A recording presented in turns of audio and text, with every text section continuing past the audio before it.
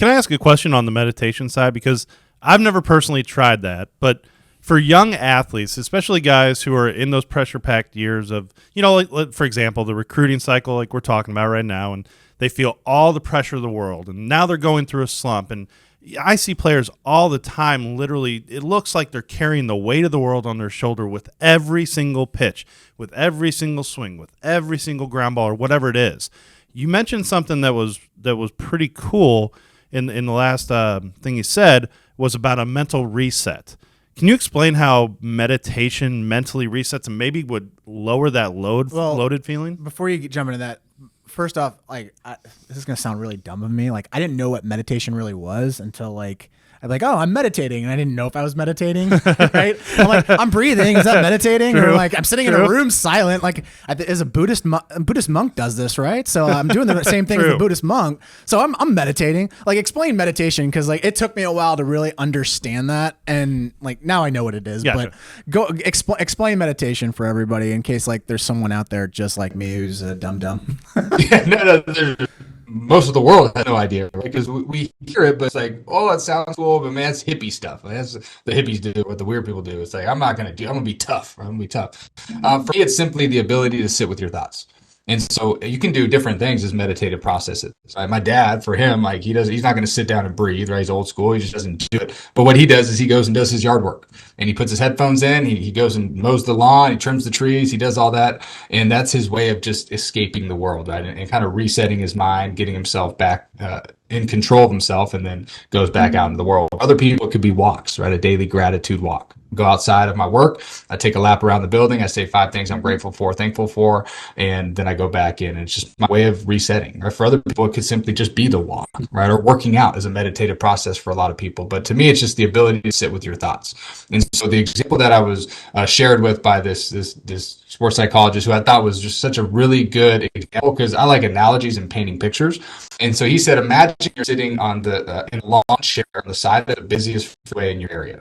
For me, we have plenty of them. And so I sit myself off the I-10 in Phoenix, the worst freeway in the world. It sucks. And so I'm sitting there in my head. This is imaginary, but I'm picturing that I have this lawn chair. I'm hanging out.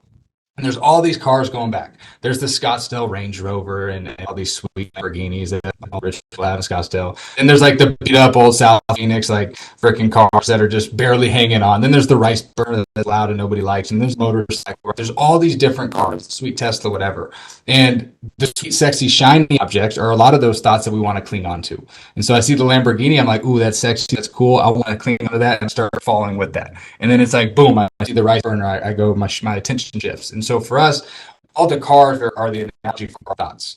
And then we are just simply sitting there and being one with our thoughts. And so it's not, a lot of people I think you guys sit there, be silent, not think at all. And then like, that's your meditation. It's like, no, it's actually processing through the thoughts, like breathing them in, recognizing what thoughts come to mind, good, bad, and different, right? Random or intentional.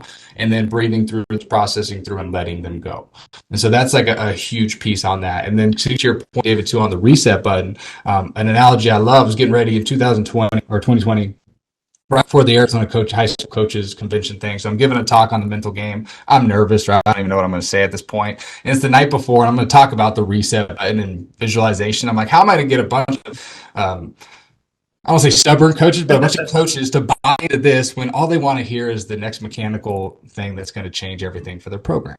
And so I'm watching my brother play Madden, and this is how I relate it to the kids. Those kids play video games. And so he's playing Madden in NFL, and he's down 33-31. He gets the ball with a minute and a half left, and he starts driving down the field. And if you know my brother, he's all pass, no run. And he gets to the 1 yard line with like 30 seconds left. And instead of just handing it off, go beast mode, give it to the running back and just freaking plow, or QB sneak Tom Brady style, he decides to go shotgun Johnny, drop back, and he passes it in the middle of the end zone, picked off by the linebacker, and the linebacker goes 40, 30, 20, and he gets to the 20-yard line. My brother doesn't say a word. He reaches over, hits the PlayStation reset button, and goes, it never happened. I was like, that's BS, dude. I saw it happen. I watched you do this. And then it clicked. I was like, whoa. 12 to 18-year-old athletes, even college athletes, professional athletes playing a video game. Okay, well, that's kind of their escape, how to get away. Reset button. We've all had a rage quit before in a video game, whether it's a 64 or PS5, and we hit the reset button or throwing a controller. That's like my way of resetting. Now, my stats still count, right? That stuff's real. It's there. It's a part of what we do. But how do I reset my mind from pitch to pitch, game to game, at bat to at bat, tournament to tournament? Right, and that's where that power comes from, of being able to recognize those negative thoughts start to creep in, process through them, be aware of them, and filter through. So you're saying that all the college coaches back in the day that made us run all those laps, that they were actually giving us meditation. My first college coach, man, he would say yes. He'd say mentally tough. We're out there in the snow. You're going to run until I tell you to stop running. And I'm going to sit here and watch you in my lawn chair. And this is my analogy. So yeah. So now I was going to say, hey, pitchers, go out there and meditate, okay? Please. Yeah.